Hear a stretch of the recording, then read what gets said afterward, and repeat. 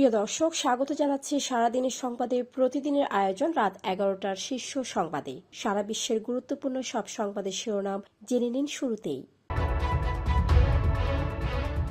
কাতারে কূটনৈতিক প্রচেষ্টায় অনিশ্চয়তা, ধোঁয়াশায় যুক্তরাষ্ট্র ইরান স্থায়ী চুক্তির সম্ভাবনা। এদিকে যুদ্ধ থামিয়ে ইসরায়েলকে গাজা পুনর্গঠনের চাপ দিচ্ছে যুক্তরাষ্ট্র। সংসদে 2026-27 অর্থ বছরের 9.38 লাখ কোটি টাকার বাজেট পাস। এদিকে চট্টগ্রামের জলাবদ্ধতা নিরসনে 3,871 কোটি টাকার নতুন প্রকল্প। চট্টগ্রাম সিটি কর্পোরেশনকে মোট 2,260 কোটির বাজেট ঘোষণা। খেলাপি ঋণ আদায়ে এককালীন এক্সিট সুবিধা চালু করল কেন্দ্রীয় ব্যাংক। এদিকে আপিল বিভাগে চট্টগ্রাম 4 আসনে বেসরকারিভাবে বিজয়ী বিএনপি নেতা আসলাম চৌধুরীর প্রার্থিতা বাতিল।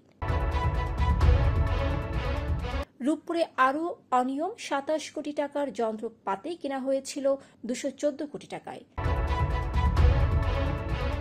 স্থানীয় সরকার নির্বাচনের প্রস্তুতি শুরু করেছে ইসি, সংসদে মির্জা ফখরুল। বুধবার বন্ধ থাকবে দেশের সব তেলের ডিপো, জানালো বিপিসি। এদিকে বুধবার ব্যাংক হলিডে, বন্ধ থাকবে সব ধরনের লেনদেন। উৎপাদন খরচের চেয়েও দাম কম, পেঁয়াজ ডোবায় ফেলে দিচ্ছেন ফরিদপুরের চাষিরা। উপদেষ্টার কোম্পানি থেকে মশার ওষুধ কিনেছিল চট্টগ্রাম সিটি কর্পোরেশন। লাইসেন্সে উপদেষ্টার নাম, টেন্ডারের সুবিধা। মানবতা বিরোধী অপরাধের মামলায় ইনুর 10 বছরের কারাদণ্ড। এদিকে নিষেধাজ্ঞা থাকাকালে কোনো নামই রাজনীতি করতে পারবে না আওয়ামী লীগ, জানালেন প্রধানমন্ত্রীর তথ্য উপদেষ্টা। সিন্ধুর পানি দিয়ে ভারতকে কড়া হুঁশিয়ারি দিল পাকিস্তান। এদিকে ভারতীয় ভূখণ্ডে ঢুকে পড়েছে চীনা সেনাবাহিনী, দখলে নিয়েছে বিস্তৃত এলাকা। শুনছিলেন সংবাদ শিরোনাম, এবারে বিস্তারিত। ফ্যাশন ব্র্যান্ড মানে আর্ট। কাতারের রাজধানী দোহায় আসা শীর্ষ মার্কিন প্রতিনিধিরা ইরানের সঙ্গে কোনো উচ্চ পর্যায়ে বৈঠকে বসবে না বলে জানিয়েছেন কাতারের একজন কর্মকর্তা।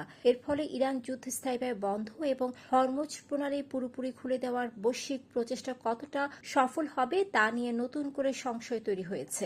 এদিকে ফিলিস্তিনের সশস্ত্র গোষ্ঠী হামাস তাদের অস্ত্র সমর্পণ না করলেও গাজা উপত্যকার সামগ্রিক পুনর্গঠন কাজ এগিয়ে নেওয়ার জন্য ইসরায়েলকে একটি নতুন প্রস্তাব দিয়েছে যুক্তরাষ্ট্র।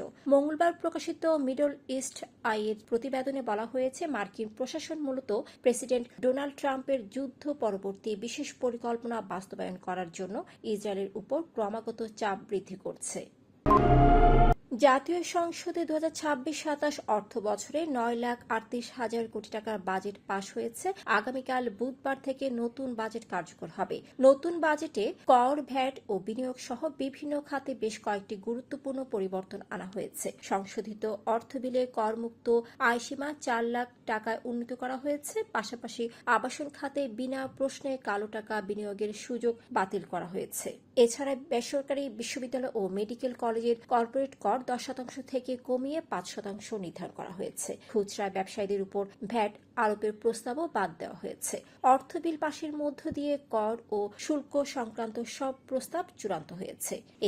এদিকে নগরীর দীর্ঘস্থায়ী জলাবদ্ধতা নিরসনে 3,871 কোটি টাকার দুটি নতুন প্রকল্প অনুমোদনের জন্য স্থানীয় সরকার মন্ত্রণালয়ে প্রস্তাব পাঠিয়েছে সিটি কর্পোরেশন। এর অধীনে খালের অবৈধ দখল রোধ করতে থাইল্যান্ডের আদলে ভাসমান বাজার চালু করা হবে।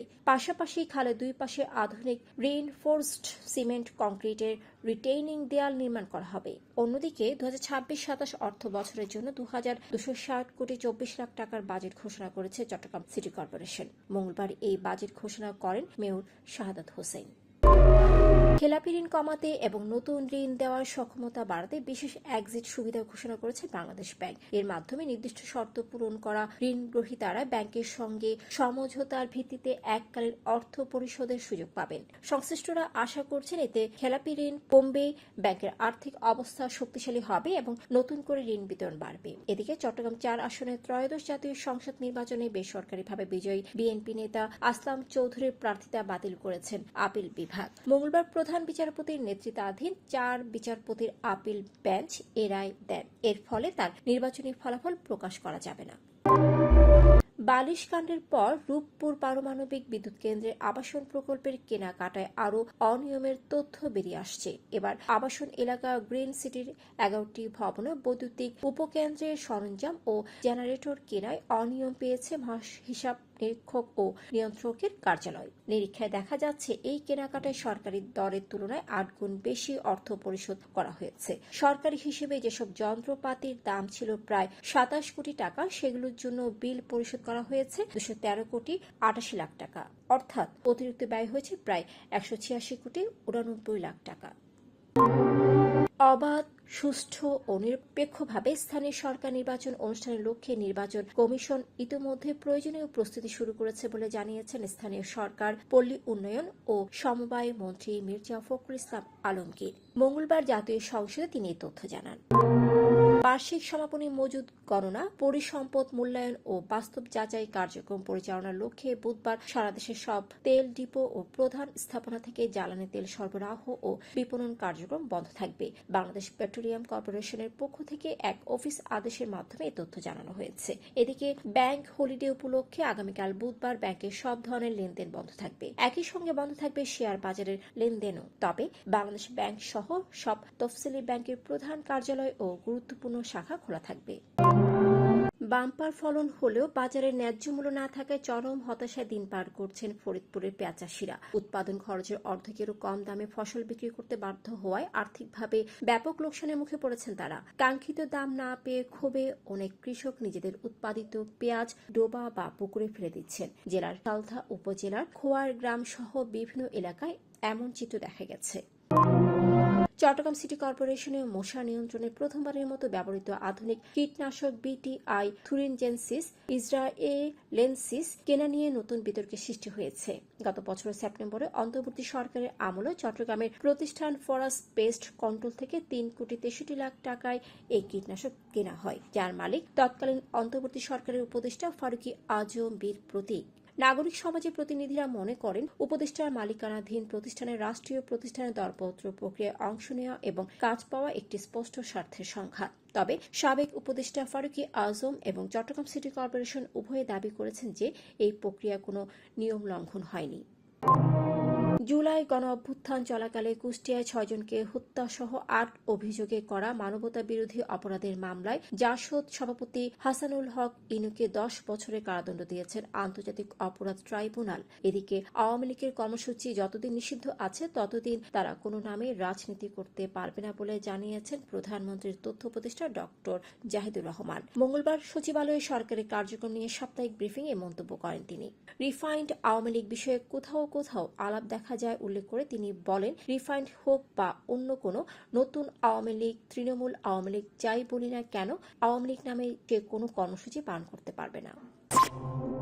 সিন্ধু পানি চুক্তি অনুযায়ী পাকিস্তানের প্রাপ্য পানির প্রবাহে বাধা দেওয়ার যে কোনো চেষ্টা কঠোরভাবে মোকাবেলা করা হবে বলে ভারতকে কড়া হুঁশিয়ারি দিয়েছেন পাকিস্তান। দেশটির জলবায়ু পরিবর্তন মন্ত্রী মুসাদিক মালিক বলেছেন, পাকিস্তানের প্রাপ্য পানির ওপর কেউ হাত বাড়ালে সেই হাত কেটে ফেলা হবে। এদিকে ভারতের অরুণাচল প্রদেশের আন্তর্জাতিক সীমান্ত সংলগ্ন আপার সুবানশিরি জেলায় চীনা সামরিক বাহিনীর অনুপ্রবেশ নিয়ে তীব্র উদ্বেগ প্রকাশ করেছে স্থানীয় নহ উপজাতি সম্প্রদায়। তাদের দাবি, গত 6 বছরে পিপলস লিবারেশন আর্মি তাদের ঐতিহ্যবাহী চরণভূমি, শিকার অঞ্চল এবং কৃষি জমির একটি বড় অংশ দখল করে নিয়েছে।